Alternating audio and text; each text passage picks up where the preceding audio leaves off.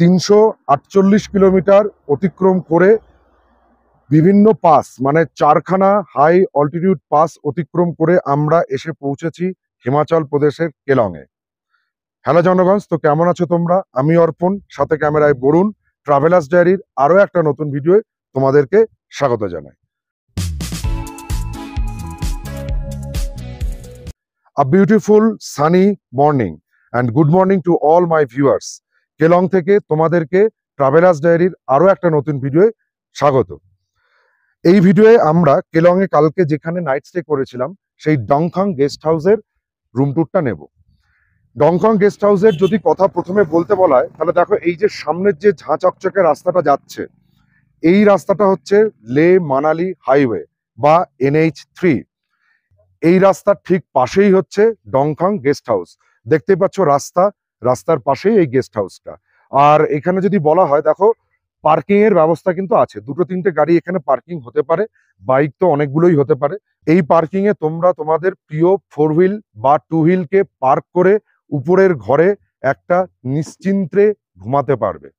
আর দেখো, আমি প্রথমেই বলবো বরুণকে যে ভিউটা দেখাতে, যেখানটা হোটেলটা আছে হোটেলের ঠিক অপোজিটের ভিউটা দেখো, মানে গ্রিনারি, মানে সবুজ পাহাড়, তার উপরে স্নো ক্যাপ মাউন্টেন, অদ্ভুত সুন্দর একটা পরিবেশের মধ্যে, মানে একদম পাহাড়ের খুব সুন্দর জায়গায় এই ডংথং গেস্ট হাউসটা।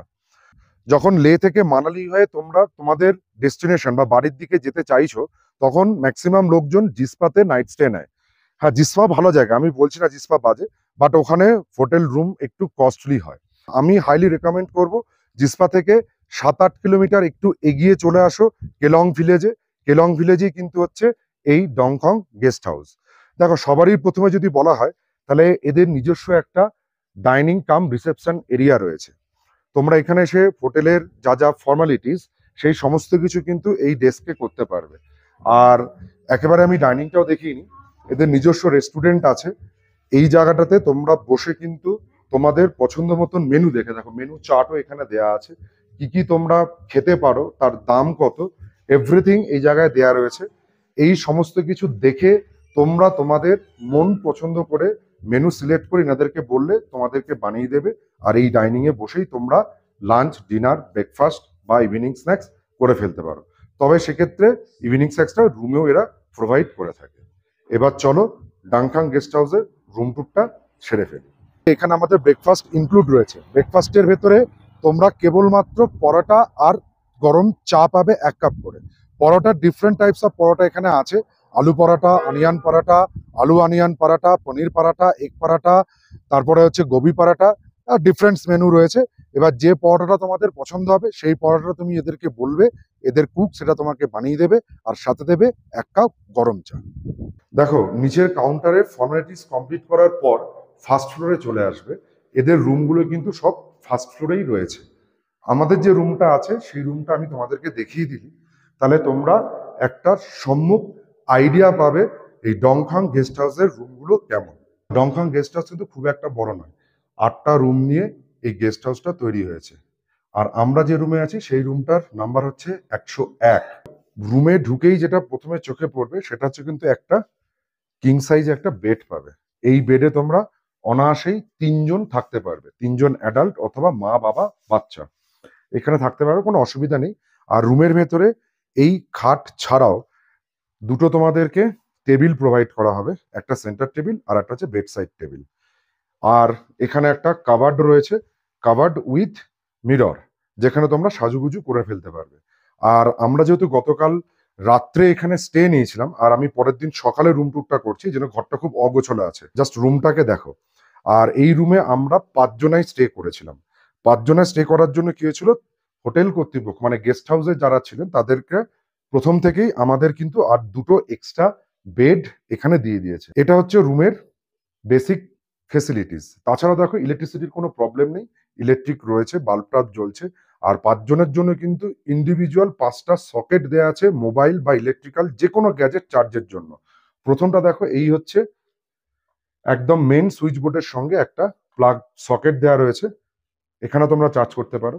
বেড সাইডে মানে দুটো মেন যে বেড আছে সেই বেডের 2 সাইডে দুটো চার্জিং সকেট দেওয়া রয়েছে।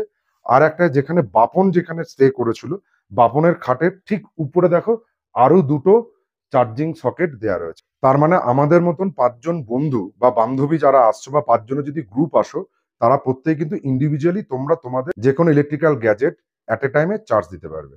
চলো, রুমটাতে অ্যাটাচ টয়লেটও আছে, টয়লেটটা একটু দেখিয়ে দিই। টয়লেটটা খুব বেশি বড় নয়, একটা স্ট্যান্ডার্ড সাইজের আছে। টয়লেটটা খুলে প্রথমে ঢুকলেই দেখবে যে একটা ওয়াশ বেসিন দিয়েছে।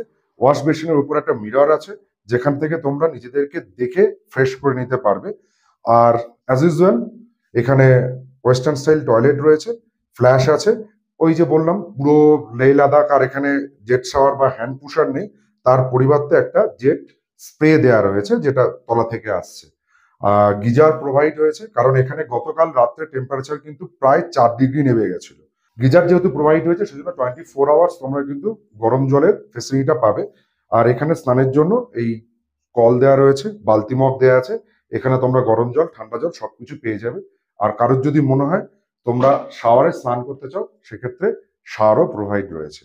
আর হোটেল কর্তৃপক্ষ মানে গেস্ট হাউসের লোকেরা তোমাদেরকে যদি যেটা চাইবে টাওয়েল তারা দিয়ে দেবে, সাবান শ্যাম্পু সবকিছুই প্রোভাইড করবে।